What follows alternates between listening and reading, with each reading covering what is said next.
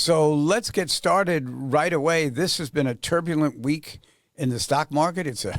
Been an incredible week in the bond market. The international tariffs going back and forth. China and the United States now in an open trade war. And President Trump has managed to get through this week without any hint of a recession or some kind of financial catastrophe. So that's amazing in itself. How do you see this process playing out? Because as a governor, you would have a state full of people who are concerned right now. So why don't we just anoint you for the next few minutes and let you give us an idea of where we think we stand in this country right now. Well, thank you. I've always been a supporter of President Trump, even when I was first-term mayor back in 2016 and 17, and certainly I'm a supporter today. I think the governors of America need to work with President Trump, and that's one of the problems that we're having is that a lot of states think that they're not part of this country or they could have their own policies. As a governor, I will definitely implement his policies. I won't do what Governor Murphy's doing, which is pretending that federal law doesn't apply to him. And I'm very delighted to hear today that our U.S. Attorney in New Jersey, Alina Habba, is actually investigating Governor Murphy and Attorney General Platkin for basically violating federal law and violating their oaths of office. Now, getting back to your question, it's been a turbulent week, but it's also been wait, this is a cliffhanger. Yeah. What is the Attorney General contending that they did? Well, she's not contending. They actually came right out and said that there's a memo to the state police saying that you should not cooperate with ICE and federal officials. And moreover, a few months ago, Governor Murphy actually told the world that he was harboring an illegal alien above his garage. So, he's actually telling our law enforcement officers to violate their oaths of office while he's violating his own. It's not tolerable. A couple months ago when he first said that, I actually called on him to resign, and I still do. And I'm very confident that our U.S. Attorney in New Jersey, Alina Habba, is going to do a great job of pulling the peel of the onion back and showing the world what these social justice warriors are really all about and who they care for. I will answer your question. I think it's been a turbulent week, but it's also been a very educational week for the American public to understand exactly the imbalances of trade and how we are not dealt with equally by other countries, including some of our friends and certainly some of our frenemies and outright enemies. So I think Donald Trump in the end will prevail. We'll have a better economy for it. And I'm curious to see how the people I'm running against for governor, how much intestinal fortitude they have to continue backing President Trump as I am, because they've always flip-flopped in the past. Well, for me, what I thought was really interesting this week was the emergence of leadership in the White House. From the first week that the president was in office up to the beginning of this past week, it was basically all about Peter Navarro and Howard Lutnick. And they were, really the real hardliners who were pushing the president to do a number of things. And apparently Tuesday night, when in the off-trading market after the markets closed, there were huge bond sales all over the world. It was none other than Scott Bessent, who jumped in and encouraged the president that he had to do something to eliminate the possibility of a real activity in the bond market that could injure the entire market. Because, again, bonds really are what sets the interest rate.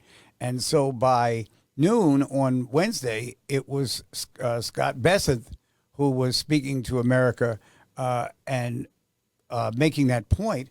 And then the markets went up almost 3,000 points when President Trump decided to put the 90-day grace period in. And I thought that was, in difficult times, you never know who's going to come up with the answer that's going to basically resolve the issue. And Bessent apparently is the one that did that. I agree. I think he's doing a great job. He was here in New York a few weeks ago. I was at the luncheon where he spoke. And one of the big takeaways from that luncheon, as we can all appreciate, is the reprivatization of the American economy and basically having more people work in the private sector that actually creates value as opposed to being hired by the government that does not create value. Secretary Bessent also has a great staff, some of whom I know very well, and I'm delighted that they are there with him. And I think also the 90-day pause is not a back down. It's actually giving everyone some time to do a bespoke tariff deal with the United States. Because what happened this week also was that all these countries wanted to get the ear of our trade representatives and our president, and there's just way too many of them to deal with at one time. And so he basically put it at abeyance for 90 days, which is the right thing to do, while you negotiate the proper deals with everybody, except China. China needs to actually understand that we are not going to tolerate their misbehavior any longer. And that's why he singled out China and raised to 145% of what the tariffs had been before. Now China's come back on Friday. I think they said they were moving to 125% for the U.S. And it sounds a little silly, but the reality is that China's been taking advantage of us for way too long and does not observe the same opportunities for people in their country that we have in ours. And they had this coming to them, and they deserve it. Well, Governor, you're exactly right again. And, America made China what it is today. And we did so thinking that, capitalism will promote democracy and everybody's lifestyles and livelihoods in China will improve. And it hasn't. In fact, it's gotten worse for a lot of people. And this country also has gotten worse because we've lost our industrial base and manufacturing base. Which, to his credit, President Trump recognizes that we need to be able to make things here.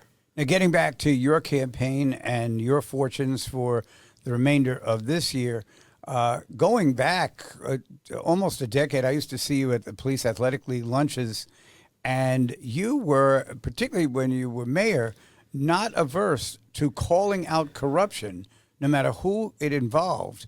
And you really identified some real havens of corruption that your administration addressed at that particular time. Do you think it will be the same when you happen to win the race and become governor? Yeah, absolutely. And I'll give you a little backstory. I ran for mayor of a town in New Jersey named Englewood Cliffs, and we had a Democrat mayor, father and son, for 42 years, and people said, you'll never beat them. So I did it on a dare initially. I beat them. I rang every doorbell in town. I did retail politics, which I know you can appreciate, and I won. I self-imposed a 2-term limit. But the first thing I did was I looked at where we were wasting money, so fraud, waste, abuse, and corruption. We didn't have a fancy name for it like Doge back then. I wish we did. But we did exactly the same thing that the president's doing at the national level. And now, years later, I self-imposed 2 terms, so my last term ended at the end of 2023. I recognize that the state of New Jersey has the same exact problems that my town had when I became mayor and that the U.S. government has when President Trump became president for the second time. We need to cut that $58 billion New Jersey budget down to where it should be, which is between 40 and 45 most likely. 10 years ago, it was $35 billion. No one's gotten anything more for the additional money that we're in our budget right now. There's actually a line item in the New Jersey state budget. It's $1 million to hire lawyers to fight Donald Trump's policies. And California has a similar line item, only theirs is $50 million to fight President Trump's policies. I think I'm going to move out there and take one of those contracts. Right, those are good contracts to get, but it's just not sustainable for these governors to think that they could just keep stealing money from their taxpayers to fight their social justice or political battles, and it's got to stop. So I read a quote from you that we were Doge before there was Doge. We were Doge, and yes. We'll give you that. But I have a concern about this. It appears that there have been significant cuts to agencies that, try to eliminate issues involving poor housing or unemployment and underemployment or poor and inadequate healthcare facilities or educational systems that weren't working, even scientific work that there's a Robert F. Kennedy Jr. said yesterday, and I don't know if this is correct because I don't know when Robert F. Kennedy Jr. is correct that often, but he said that he thinks that there may be an understanding related to autism that will be reached by September. In other words, they will come up with some medical treatment because the autism rates in this country have increased medically. Sure. So From logarithms. Exactly. So machine learning could help us with a lot of cures. In fact, there are companies out there that are calculating mathematically the solutions to certain gene splicing diseases, and then calculating. They calculate the error, then they calculate the solution mathematically, and then they get a drug company to make a molecule to help the patient. But look, people only hear about the cuts, but the cuts aren't actually cutting the substance; they're cutting the fraud, waste, and abuse. If you looked at a National Institute of Health grant in the past, universities would get these grants. 60% of it would go to research. The other 40% would go to the university's overhead. And all President Trump is doing is he's saying, we're still going to make grants, but instead of only having 60% applied to science, we're going to have 85% apply, and you could only have a 15% overlay for overhead. So I think we're going to get more bang for our buck as taxpayers as well. We're going to get better science. We're going to get faster cures. And God knows we need a lot of cures. There's a lot of problems out there that need to be cured. Well, I brought this up because on Thursday, there were a number of articles about the significant cuts for the reach of Alzheimer's, where, again, the people who are doing the research think that, and they can say that because they don't want to lose money. I get that. But I think that there is some integrity in the fact that a lot of researchers and physicians and people who study these types of things are afraid that the resources for them to continue are going to go away. No, in fact, they're going to actually have more resources available for the science and less resources available for the overhead of the schools who don't want to use their endowments for anything other than publications and saying how large their endowments are. The American taxpayers have been cheated with a lot of these grants in the past. And like I said, instead of just 60% going to research, it'll be 85%. And your other point about affordable housing, I know in New Jersey, we have an affordable housing sham that's set up by the legislature and the courts and the Supreme Court. No one really cares about affordable housing in New Jersey. All they care about is having developers make a lot of money. You'll never hear a judge talk about we need to house people, because if they did, they would find housing for the 12,000 unhoused people in New Jersey. I fought these battles with judges in Bergen County for 8 years. Not once did anybody actually say we need to house anybody. They were more concerned about the developers coming in, making a ton of money, funding the campaigns of the politicians who appoint the judges who keep the whole sham going. So I brought an end to it for 8 years in New Jersey, in Englewood Cliffs. When I'm governor, we are going to provide for the 12,000 unhoused people, 1,200 of whom are veterans, and the 99,000 food insecure people in New Jersey. And the whole state is going to be affordable for everybody, not just for a select group of people. Well, one thing, Mayor, it isn't just, that you want to run for office. Apparently your running for office has gotten a lot of attention and has actually gotten some of your opponents to actually try to knock you off the ballot. And you just won a legal decision last week to keep you on the ballot. You want to talk about that for a minute? I would love to talk about that, Governor. Well, when I announced at the end of January that I was running for governor, 47% of primary voters in New Jersey on the Republican side were still undecided. And this is after Jack Ciattarelli has been running for 9 years, spending millions of dollars. Bill Spadia, who was on a talk show for years running for governor, and then spending a lot of money as well, and actually paying himself out of his own campaign, by the way. The report I read said that he paid himself $225,000 out of his own campaign. Well, this was interesting because he was here last week. Yeah, didn't mention that. And I had read an article in Politico that said that he took $65,000 from a not-for-profit, but his explanation was that he had worked for the not-for-profit. But he did say, but now I hear the numbers up to $225,000 that I took, and he didn't blame this on you. He blamed it on Ciattarelli.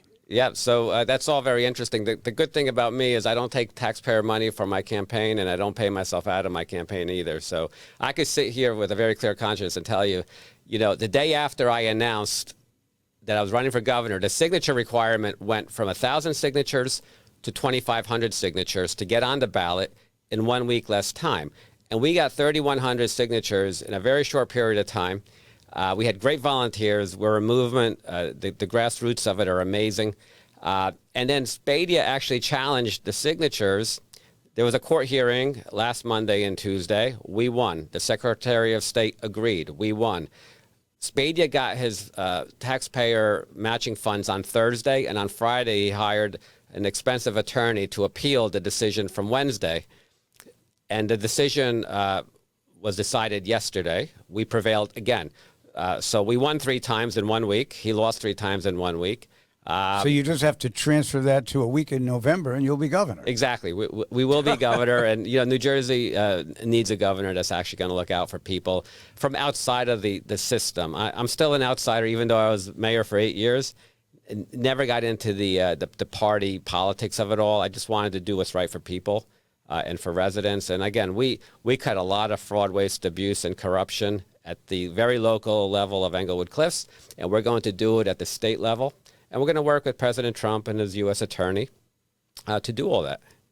And so with the experience of, particularly in some of these areas where the funding goes to organizations that don't properly manage it, what you're saying is that the merit of the work, the goal of the work will be enhanced while the amount of money spent on doing it will decline. Exactly. The noble work of research and education will continue. The nonsensical work of overhead and indoctrination of children will stop. Well, that is, welcome news if you're able to do that. In terms of just the race itself, how do you assess your possibility of becoming governor against a few of your opponents? So on the Republican side, we will have no issue defeating Jack or Bill or John. They all basically oppose President Trump, either in the past or still currently. And I think the voters of New Jersey are ready for a Republican governor who supports President Trump. President Trump came very close to winning in New Jersey in November. Once I become the Republican nominee, all the Democrats are very defeatable. I'm not sure which one it'll be, but they have basically a clown car full of candidates on the Democrat side. Well, thank you. Our guest is Mario Kranjac. He has been the mayor of Englewood Cliffs, New Jersey. He is right now a candidate for governor of New Jersey. And we have enjoyed talking to him for the first few minutes here on the left versus the right. There hasn't been much, battling between the left and the right here. But you know what? We'll take a little time out, hear from our sponsors. When we come back, maybe we'll find a reason to dislike each other. Welcome back. It's the left versus the right. I'm David Paterson. On the left and on the right is Mario Kranjac. I think neither one of us are that extreme to that extent. And the conversation that we're having, I think, really is addressing the real issues, not the personalities or the antagonism that goes on in governors' races. And one of the issues where I've noticed over the years where you are very strong is your opposition to abortion, to late-term abortion, and basically, I would assume, unless there's some severe medical reason, abortion at all. Correct. So we in New Jersey and in the United States, until President Trump became president, we've had a very clear culture of death rather than culture of life. And if everybody wants to follow the science, they'll follow it to the point of conception and say, well, life starts at conception, and I want to protect life from conception to natural death. Now, we have to do this in different ways, right? Right now in New Jersey, it's basically you can have an abortion whenever you want, which is not acceptable. And not only that, but Governor Murphy has created New Jersey as abortion tourism. Right? You could come to New Jersey to get an abortion if you can't get it anywhere else. And our taxpayers have to pay for that. That stops on day one, just as being a sanctuary state stops on day one. We're not going to have any more sanctuary cities. We're going to enforce federal law in New Jersey. Now, if one of the things that we could start off with is having a 20-week ban, right? After 20 weeks, no abortions.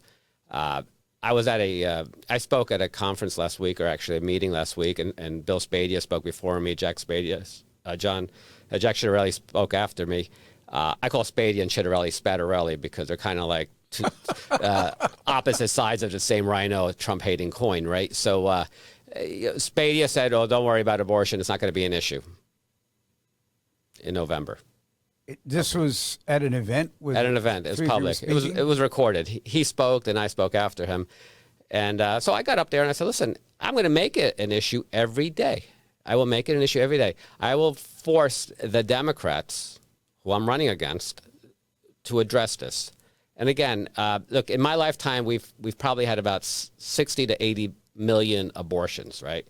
And I always tell people, don't you think that out of those 80 million infants that were put to death, don't you think great things would have happened from them? You would have had cures, you would have had science, you would have had great knowledge come out of these people. But they weren't given a chance. And so we can't continue to kill our babies, right? We need to have babies live. And it's pretty basic. I haven't heard one person argue against that position. And I know there'll be hate from what I say, but listen, New Jersey has changed. We understand that we need leadership, we need Republican leadership, and we need me to be the governor. This is, of course, a very sensitive issue for everybody, whether they want to talk about it or not. And it comes up in obviously in campaigns.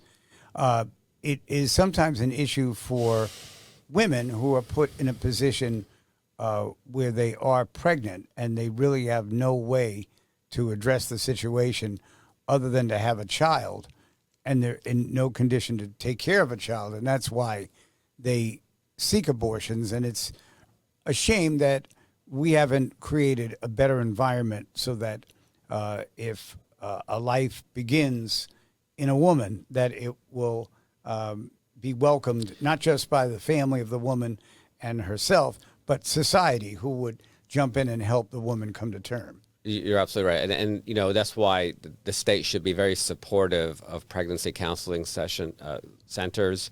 Unfortunately, Governor Murphy, Attorney General Platkin, and their fellow travelers rather throw money at Planned Parenthood, which is really not planning anything other than the death of babies.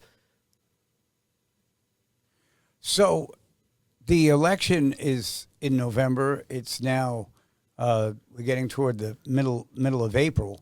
When is the primary? So the primary is on June 10th, and it's a Republican primary on June 10th. Registered Republicans can vote for me.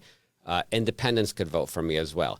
If you're a Democrat and you want to vote for me, I welcome your vote, but you have to change your party affiliation to either independent or Republican. So thank you for letting me say that. So independents can vote in the party primaries in New Jersey. That's right. And when they do vote, they become that party affiliated.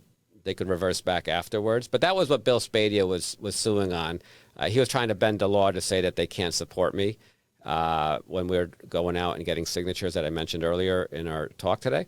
Well, right, because some of the signatures could have been from independents as well as Democrats, as well as Republicans. As Republicans, right. And we had independents. And actually there was a fair number of Democrats who want me to be their governor as well. So they did not count, unfortunately. But we still had enough signatures. And it was interesting because Bill Spadia spent tons of money. If you donated to him, you could just understand that he's spending his money on fighting me to get off the ballot, paying himself, and paying the Ocean County chairman to run his campaign. We, in my campaign, don't do that. We self-fund. We're not taking taxpayer money. We're not taking matching funds. I view matching funds as another tax on residents. Because why should somebody else have to pay for my campaign through their tax dollars? It makes no sense, especially when in New Jersey we have, as I mentioned earlier, you have 100,000 people, 99,000 people who are food insecure, which means that they're not getting more than 3 consistent meals a day. They're not getting 3 consistent meals a day. And we have 12,000 people who are unhoused. Why are we spending, as a state, up to last Friday, it was $29 million to support political campaigns running for governor? You should be helping the people who need the help and making New Jersey more affordable as well. But don't be giving it to politicians. Yeah, that's a new one on me, even for New Jersey.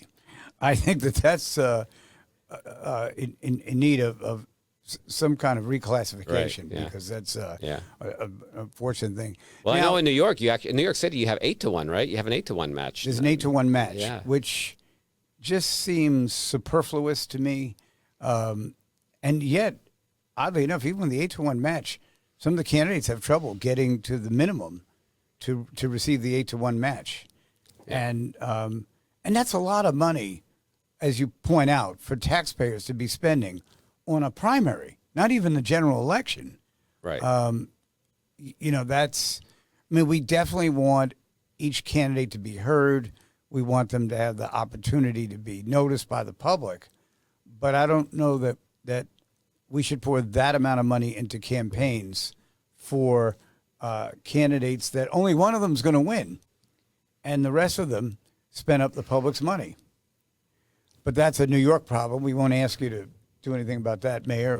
We'll keep you in New Jersey for the immediate point of view. Continuing just with how things are going nationally in this country, and just the inertia of the Trump administration and the economy. This is going to be a very interesting period over the next few months, just to see how this whole tariff situation pans out. And it's very interesting because when you take out partisanship, there are a lot of different views on tariffs, and they're not falling on party lines. They're different people that, some see tariffs as just a straight out tax, that you can't avoid it. Yeah, so look, I think the end result of the tariff scenario that President Trump is dealing with right now will be lower taxes for everyone as well, ultimately. And we'll have an industrial base back in this country, or at least we'll be able to export our goods around the world. You can't find an American car if you're traveling through Europe for the most part, right? Other than Teslas, right? Right. That's about it. And in China, you're never going to find an American car. I was thinking back to you're talking about your support for President Trump, how you've been with him down the line. Yesterday, President Trump went to Walter Reed Hospital for his annual checkup, and they were talking about how the White House always puts out a sterling report. The president's great. Everything's fine. And maybe they will be amplifying the report a little bit. But the one thing that he will not lose after this exam is his memory. So I'm sure that he will remember who supported him and who didn't. Right. And that's one of the great issues in politics, really, is the ability to be loyal. When you've committed to someone, that it's not just for a couple of months until someone else better comes along, but it's long lasting. And that's really one of the problems that we have in elective politics, is that there are just so many different factors that come up during an election that it's very hard to distinguish who's really bringing a platform for the future and who is basically trying to finesse their way into government. Right. So you mentioned that he won't forget his memory, but he also won't forget his golf swing. I saw a highlight last weekend of President Trump driving a golf ball, and still looks great when you watch him swing that golf club.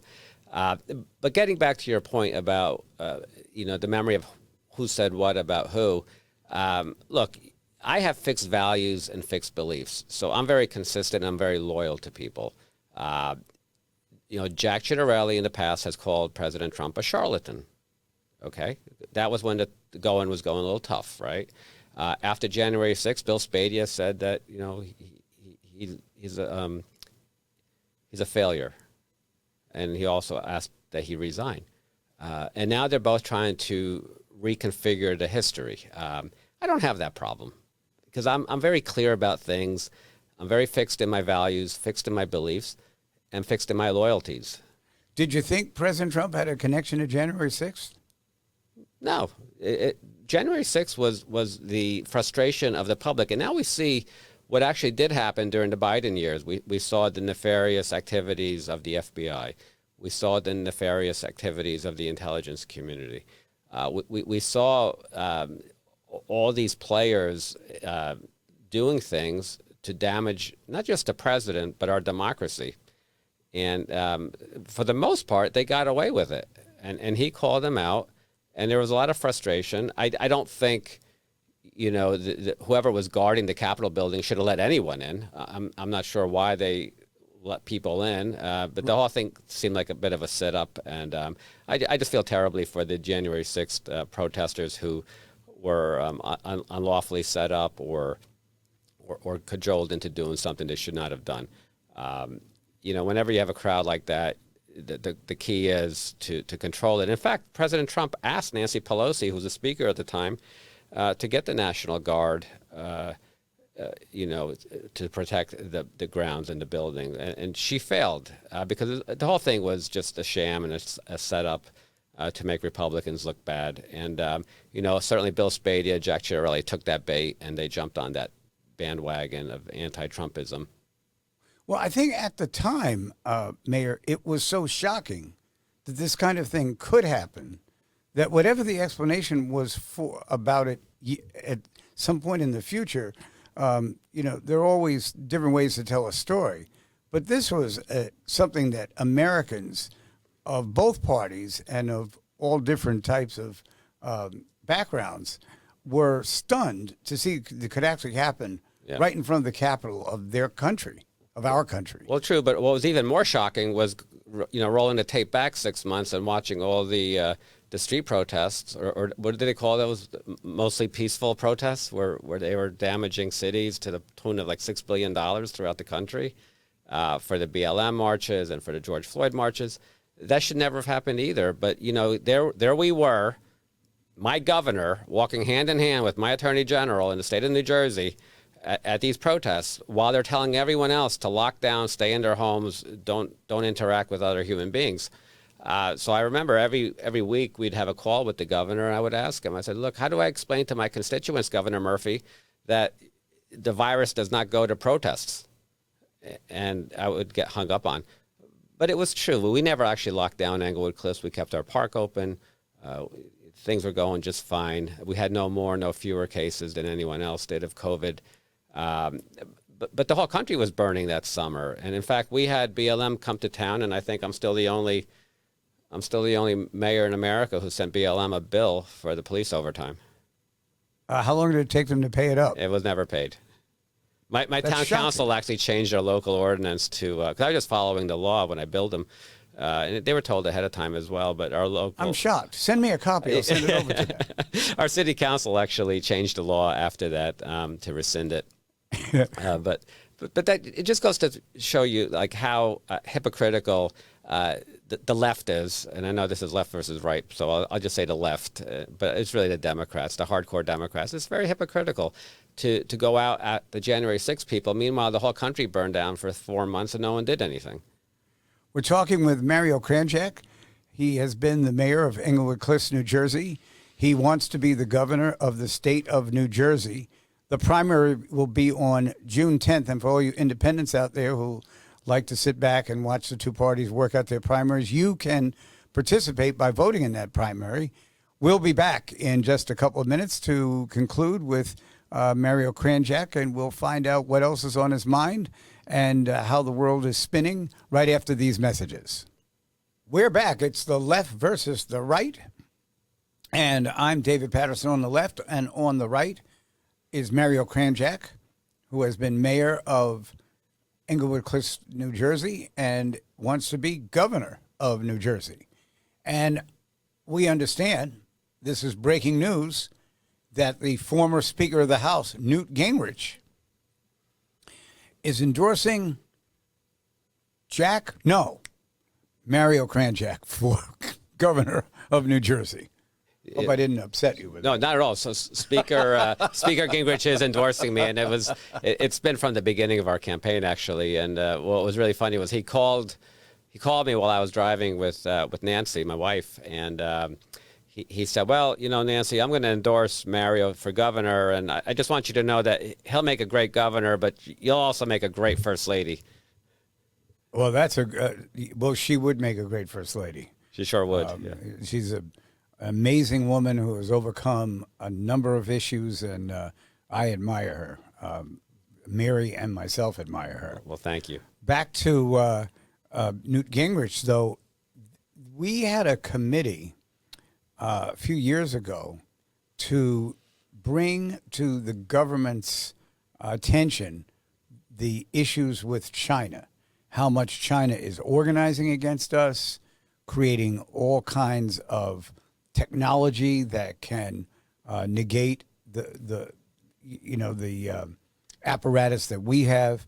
And he was not the person who was on the call every week, but he was the one that first started this committee. And the great thing about it was we had Republicans and Democrats on the committee talking about this. And one of the things that I found very interesting was how difficult it is to get elected officials who talk about this courage that they have and how steadfast and disciplined and honest they are, and how you can't get them to support something that would actually help to save the country, as opposed to, we'll throw it in committee and see where it goes. And but it was an honor to work on that committee, and he's a committed warrior. He Most is. of the time, I'm on the other side. He is. But you have to tip your hat. I've got a great Newt story for you if you have a minute. Sure. So in 2009, and Newt always says, if you're not going to be brave, you're not going to be free. And so in 2009, I was part of a delegation with Newt Gingrich and other executives, about 10 of us, and we're in Beijing, and we're being hosted in Beijing, and one of the hosts was, I think, the fourth highest Communist Party leader there, and he welcomed us through a translator, and then Newt got up and Newt said, "Well, we want to thank you for hosting us. It was wonderful to see the choices that people have in China now." Again, this is 2009. Mm-hmm. And he said, we enjoyed seeing the choice of what people did on a Saturday, the choice of how they behaved, how they dressed, how they could just hang out at the Forbidden City or whatever. And then Newt ends it by saying, "And we were all wondering what your people, the Chinese people, will want in terms of choice of leadership in the future." And then you could hear a pin drop. Oh, wow. The chairman of one of our major banks was sitting next to me, and he said, "We're going to get thrown out of here." Expletive deleted. And so the Communist Party leader gets up, and in perfect English, no translator, he says, "Our people will never want a choice in leadership." And, that kind of says it all, right? They just think there that if you give people enough luxury items or things that they could occupy themselves with, that the Communist Party will continue to survive. And Newt was very astute when he said that, and he kind of baited the guy a bit, and the guy took the bait and showed us what they really are. So thank you for your work on that committee, David. I think that's really important work. And you're right, a lot of our leaders don't want to take positions like that, but Speaker Gingrich did. Well, the attitude of some of these governments in these basic dictatorships all around the world is that the people here know a lot of things, but we know better. Whatever it is that they're interested in, maybe they can be interested in it, but we know better. We don't think they should be interested in it. And it's an amazing result after, all the years of this planet that we have so many bastions of absolute dictatorial conduct where there is no freedom at all. And they dress it up, and, like they had a group such as yours come over. They didn't think anybody was going to speak against them to demonstrate perhaps some of their scientific discoveries or, ideas about how to run government and that kind of thing. But in the end, if the people can't choose who their government leaders are, then you don't have anything that you should be describing other than tyranny. It's not freedom. It's absolutely right. And, it was Ben Franklin who said, life and liberty come from God. And that's what sets America apart from the rest of the world and why America's been able to achieve so much in such a short history. And God willing, we'll be able to continue on that path with President Trump. So what happened in your life that steered you to go into government? Now, my father worked in government, so it was all around me from the time I was 8 years old. But there were still factors that got me to get involved. What was your nexus? So that's a great question. I'm the son of lawful immigrants, and my parents came from what was a communist country. And we were fortunate enough to be in America. I was born here. We lived the American dream as a family. Everything was aspirational. My parents came with nothing. We worked hard. My parents worked hard. They got their children educated. I became an attorney, a corporate attorney. I passed a CPA exam. I did a lot of things for a lot of years, and I'm still doing those. I'm still working. I still have clients. I do deals all over the world representing clients. I have a law firm and a venture fund. And I kind of looked at my town and I said, how is it possible that the same family has been controlling this town for 42 years? That doesn't seem very American. And it's the same party. It was the Democrat Party that controlled it. It was a machine. And like I said earlier, I did it on a dare and I won because people also realized that we needed change and that if you see a mayor and his son who basically are not very bright, becoming fabulously wealthy, and all they're doing is being mayors, there's a problem. So and it's in New Jersey, so just follow the money, right? I mean, that's part of the problem. So we, as I said, we doged Englewood Cliffs before there was a Doge. That's terrific.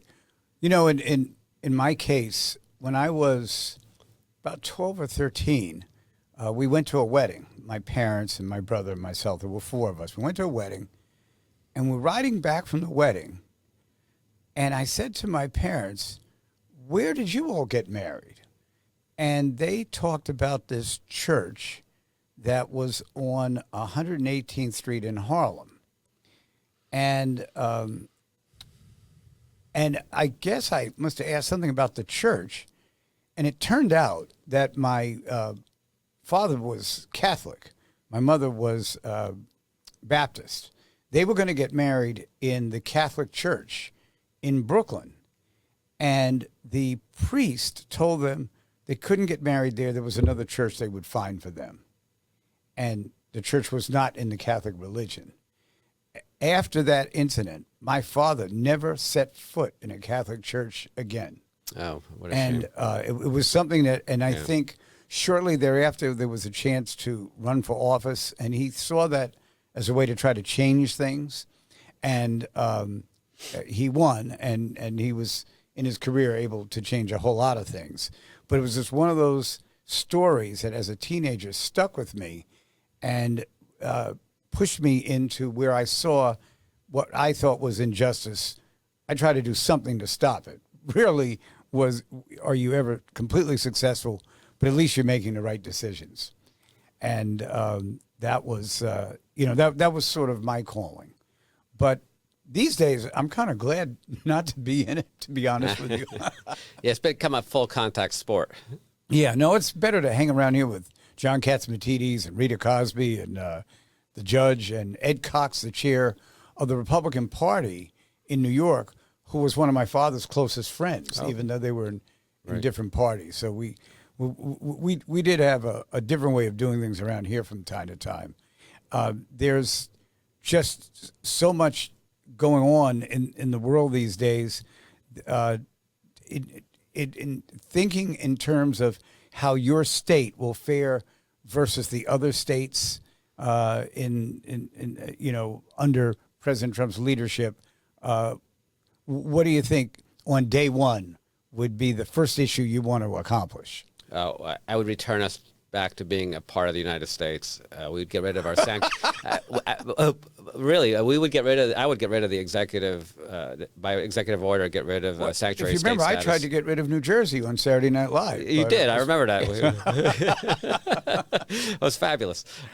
So we're not going to be a sanctuary state anymore. We're not going to be having sanctuary cities. We're not going to waste money on things that we don't need, like consultants that we don't need. We are going to support our teachers to educate students, which means that all the consultants and all the extra administrators who always seem to manage to keep their job, even though teachers are getting fired, it's going to get reversed. We want students educated. We're going to pay teachers merit pay for good school test results, and we're also going to let money follow children.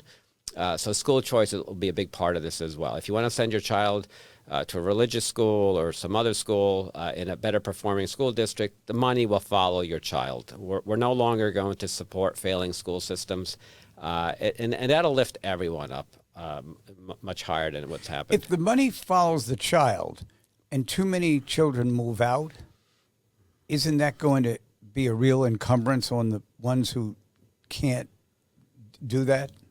Well, everybody will have the freedom to do that, actually. And what will happen is, like, if you look at Newark, right, we spend the most per pupil in Newark. It's about $35,000 per pupil. But the math and reading scores are way, way below average. They're failing. So someone's not doing their job. And one of the biggest problems for education in New Jersey is the NJEA, right, the union that runs this whole thing. We need to align the interests of children with teachers and parents. And the government's no longer going to be co-parenting. Parents will teach children what they want outside of the core curriculum of math, science, English, American history, and civics.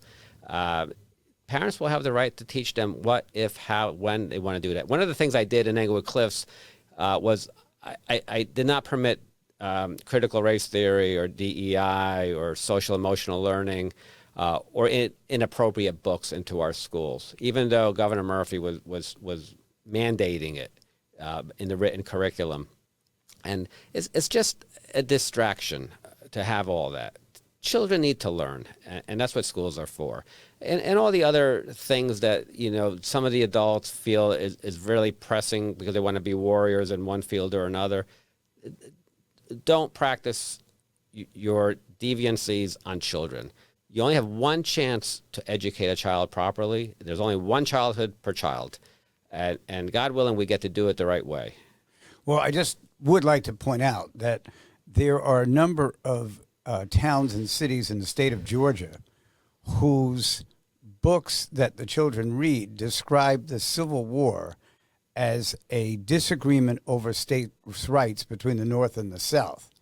I think that's a little far away from what really happened in the Civil War. So I think one of the things that we really have to make sure is that there's integrity in the process. Absolutely. And not, switching one ideology for another one. No, we need to come right down Main Street and teach history the way it was lived. Yeah, absolutely. And it is a time where the educational systems are challenged around the country. And one of the really big problems, as I see it, is that we are still managing our educational systems the way we did 100 years ago.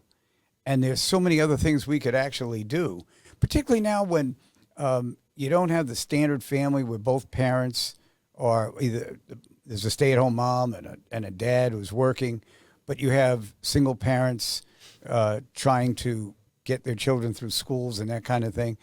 I think it really wouldn't hurt to sit down and study this and see if there aren't some new proposals we could come up with to try to give the young people of tomorrow a better chance than the ones that had it today.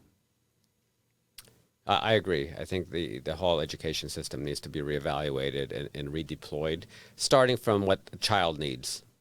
Exactly. And growing forward from there, not from what adults want the child to have, as opposed to like actually learning things. So, I was very fortunate. I had a really good school superintendent help me focus. And of course, we had really great parents at Englewood Cliffs as well, who wanted the best for their children. That's the voice of Mario Kranjac, perhaps the next governor of the state of New Jersey. We'll find that out first in a primary on June 10th and then on Election Day, November 4th. And he has been our guest here on the left versus the right. I'm David Paterson. Vinny Medunio's up next. You won't have to hear these two boring people talk to each other. You'll hear some music for an hour, and then Cousin Brucey. Thanks for joining us. See you next week on the left versus the right.